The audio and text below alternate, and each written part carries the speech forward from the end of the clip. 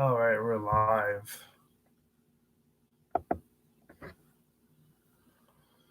Right on the dot, too.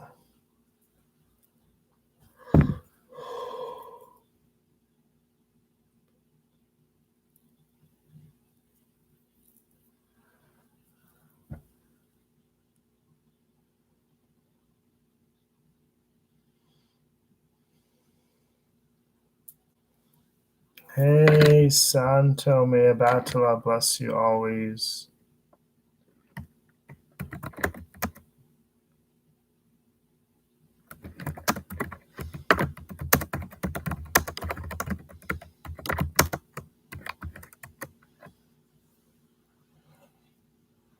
Hey, Antonello, how's it going?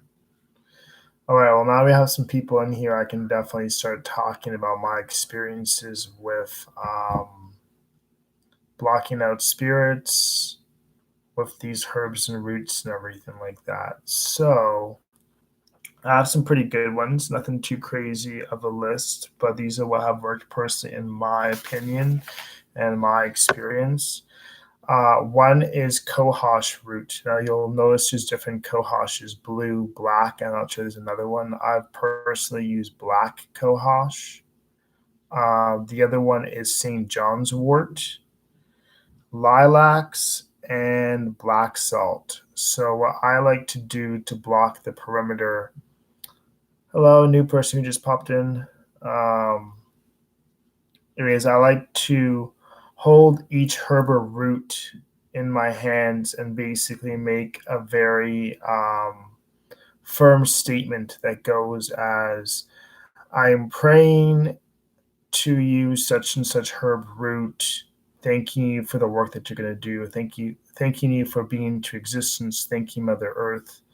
And I go, I ask and I demand that everything that I do not invite into this space, this sacred space, my personal space, whether it be human, non human, corporeal, non corporeal, is not welcome in this space. You will block out everything negative that I do not welcome in this space. And then I would put like a perimeter of an unbroken line from each window ledge, and I would go one by one doing this statement, this intention, this prayer, whatever you want to call it, and do it one by one, right?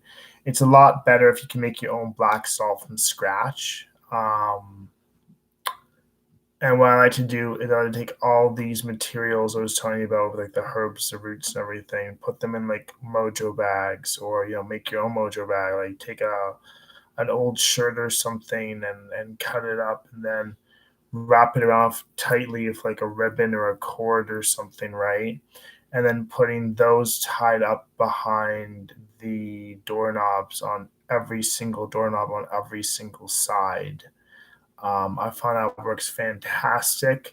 And I'm going to tell you my personal story with using these herbs and roots and everything.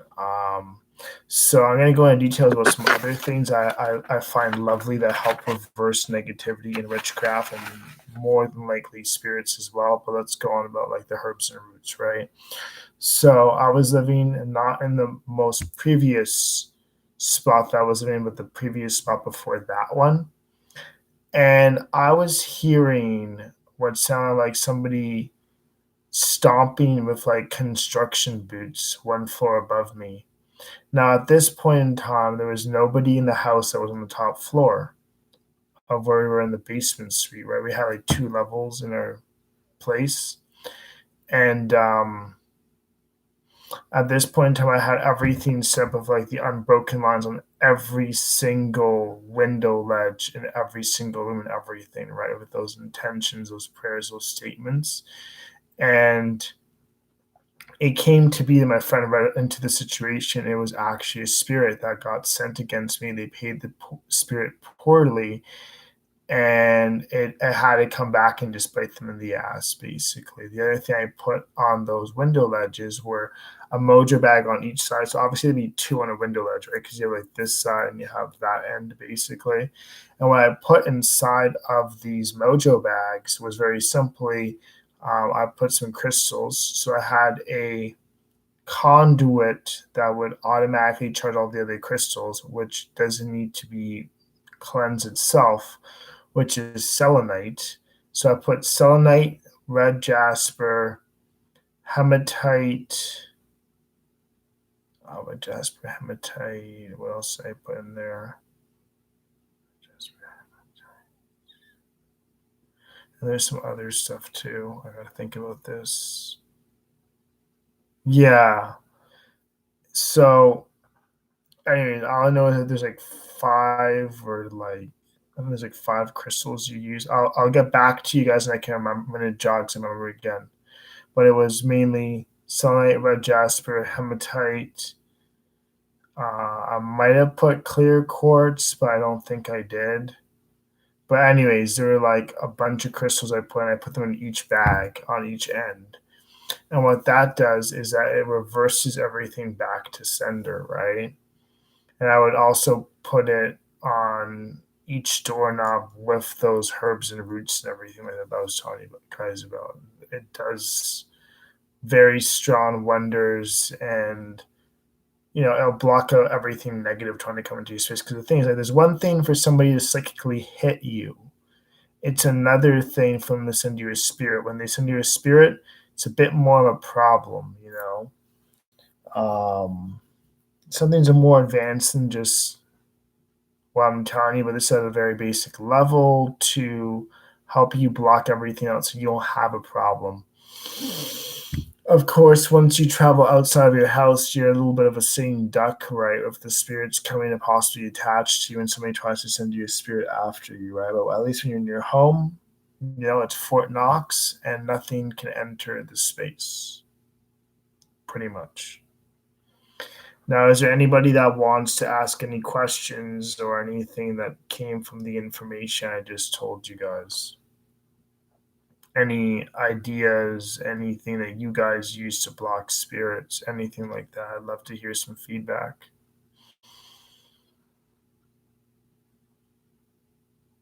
Anyone?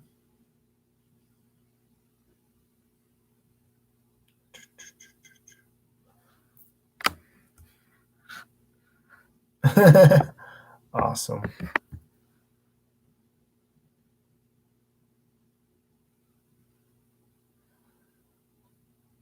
Hmm.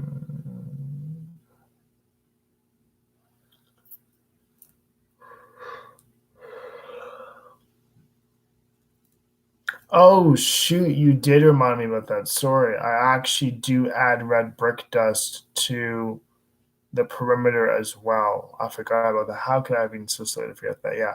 I add red brick dust as well. At least you brought a very good point. In hoodoo theology, or I guess you could say mythos, red brick dust prevents anybody negative who's a human from entering. But I also find it works on the spirit side as well. And sorry, it just does wonders. Like, honestly, red brick dust is amazing. I actually use it in some of my products as well because I feel not only will it block something out, it's the bricks you want to have out of your way as well, right? So I put red brick dust. I think it's in my blockbuster or something like that. But like, yeah, it's like I have a whole bunch of myriad of ingredients I put in things, and it seemed to work out very, very, very good. Um, red brick dust does so much. Like, it's amazing. Basically, the story behind red brick dust is that somebody was being told to use red brick dust because of a nosy neighbor or something like that. From what I saw from one story, and they used red brick dust, that neighbor was never able to enter the threshold. Like they'd see the person try to come close. And it was like there's like an invisible barrier, like not letting the person come close by like 6, 10, 12 feet or something like that. Like it's incredible what it does, the actual properties of it. Anything you want to add about red brick dust, Lucian?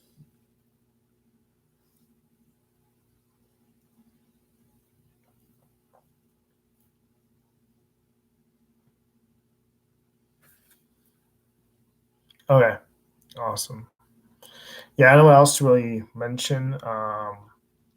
I mean, the only thing I'd want to mention is that if somebody really wanted to not have spirits attach themselves to them, you could probably put. Oh, no, what's going on? Sorry. You could probably put these ingredients I was talking about, like the red brick dust, the cohosh, the St. John's wood, the lilacs, possibly the black salt. Um, Probably in your shoes prayed over and statements of intention, and I would probably have you just not pick up anything negative that's a spirit try to attach itself to you, you know. um and I'm gonna say always cleanse yourself, cleanse your space, etc. But at least with this stuff, you're definitely not gonna you're definitely not going to run into any problems with any spirits, that's for sure. I can pretty much guarantee using what I'm telling you guys, you're not going to have a spirit problem. If you do everything like I told you guys, the statement, the intention, the prayers, the ingredients, you have to use it, like I said, for, hey, Crystal, you have to use this stuff covering all the doors, all the windows, and it'll do its job.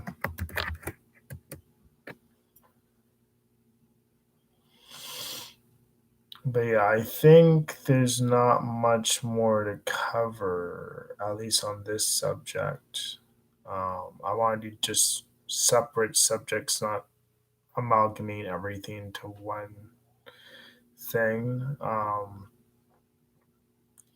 But yeah, I think I'm probably gonna do a money series on different herbs and stuff coming up very shortly. Probably like tomorrow, I'm thinking. I did a write up on Bayberry, which I think I want to do an actual live on Bayberry, even though I have my experiences with it. But I mean, I put Bayberry personally in my money incense of other things, and it does an amazing job of bringing in money. But even though it's not traditional hoodoo, I do use the moon phases with the crystals to empower a wide spectrum about money, about like you don't want your money to be lost. So you put the money incense with the proper money crystals by the moonlight, and you just use all the moon phases and stuff. I did that, and I made a very super supreme strong batch. But the thing is that not everybody has the time to go through like a month of putting an incense powder through the moon phases, but I think it's worth it in the end of everything. And it'd be so potent that like within 3 hours or so, I'd have like a client knocking on my door or something. Well, I don't think moon phases traditionally do play into hoodoo work, because I just do my own thing. I wouldn't call it anything when it comes to my own magic, basically. I know that certain days of the week have their own vibration, some are more aggressive and stuff. But yeah, I talk about the I work in general. That's a good idea, actually. Like Thursday's a day of justice, I believe, because it's like Thor's day. There's some days that are good for communication. There's 2 days out of the week that are good for communication. I don't know if it's Tuesday and Wednesday, but it's like Tuesday and some other day.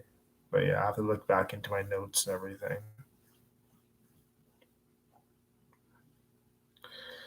But yeah, that's actually a very good idea. The days of the week and the moon phases, what you use them for. Like you could use the dark moon for darker workings and stuff too. As you gotta be careful. You gotta look at your moon phases too. Like when you're being attacked, you're like, why am I being attacked on this day? Sometimes it doesn't even make sense that people just attack you when they want to attack you. It's not always the people working on the moon phases. But in a tradition like Palo, they work with the moon phases a lot. So, yeah.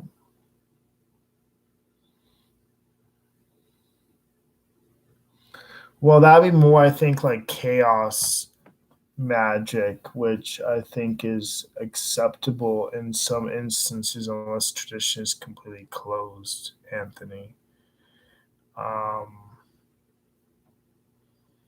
like I don't know, I do my own thing of Hecate. It's not like anything with it is pure Greek. I do something that she tells me, where she's just like, you got to use the such and such pentacle of Mars. And I'm like, okay, it's ceremonial magic and Solomonic in tradition. But I'll do what she tells me to do, and people go into fucking chaos basically. So it's like I'm not supposed to do like negative works at all, but I find the slippery slope I have to do for justice work basically. So I basically throw everybody into a mirror box. Which a mirror box is like a hilarious, fabulous tool. I want to say to have people step into line. Like I did for a coworker. I grabbed her straw and I put her in a mirror box. And that's been all Macy ever since. Yeah, I find chaos magic confusing too. I find it kind of like silly and stuff, you know. I have a friend who works with chaos magic, but he's not like the norm of chaos magic practitioners, basically.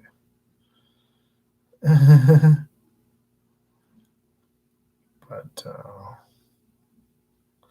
yeah, I mean, I personally like working with Hecate and all my Santeria stuff personally.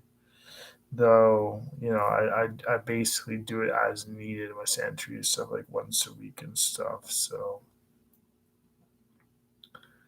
you know.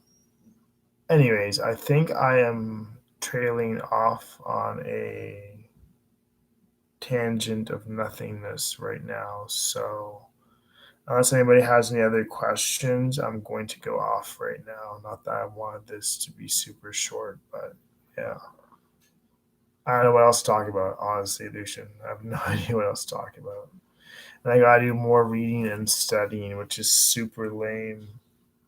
I have to read like 100 pages of like a chapter, and I'm like on page 15 or something. It's like terrible. I'm like, no. Yeah. But anyways, guys, it was a pleasure informing you guys about the different herbs and such that actually block out spirits. Yeah, it's terrible. 100 pages. Although probably a certain amount of those pages are just like review questions and stuff. It doesn't really count, but it's super boring. It's super super boring, but yeah, interesting. Hey, Opal. I think you just came late or something, but I'm just hopping off right now. But you can check out this live as it's going to be recorded. So thank you, all of you guys. Thank you for all the new subscribers. I appreciate all of you guys. I'm going to be trying to be going like doing more lives and like getting more topics.